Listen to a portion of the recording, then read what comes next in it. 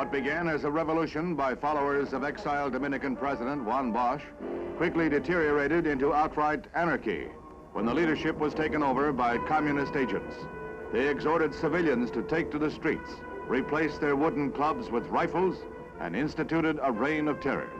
President Johnson ordered Marines into the country to protect the democracy. The American nation cannot, must not,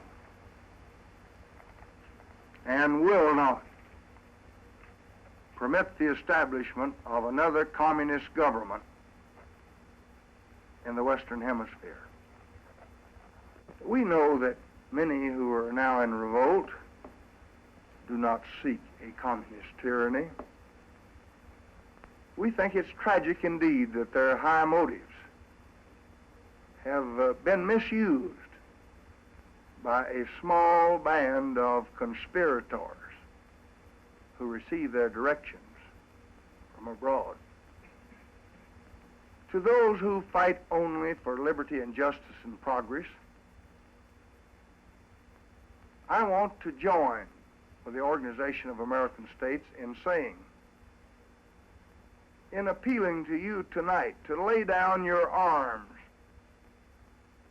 and to assure you there is nothing to fear. Most of the 3,000 Americans in the Dominican Republic were evacuated quickly and effectively. Some had spent a night of deadly suspense in a refugee center as rebels threatened their lives, firing shots over their heads to underline the fact that they recognized no rules of war.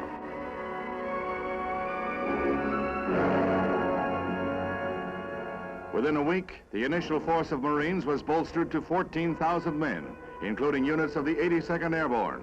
The troops threw a cordon around downtown Santo Domingo, where most of the rebels held out, and pushed them towards the sea.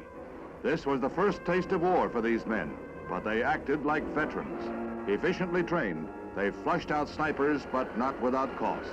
Before the week was out, 5 American soldiers were dead. Intelligence reports indicate that 52 trained communist agents slipped into the country 2 weeks before the revolt began, 32 of them Cubans. These infiltrators had but one aim: to set up another communist state in the Caribbean.